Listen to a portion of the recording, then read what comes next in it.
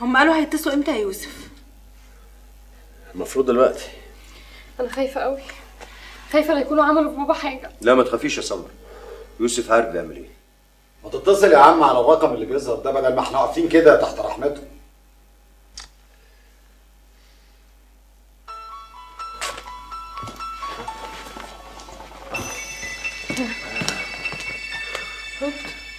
بس مش عايز صوت.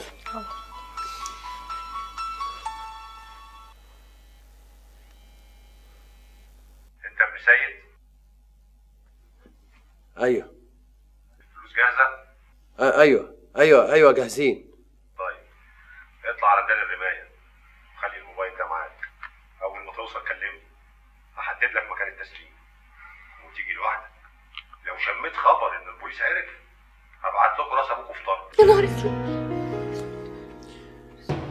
الو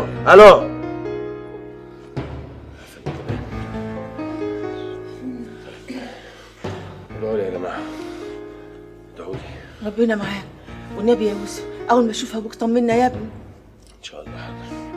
خلي بالك. طيب السلام عليكم.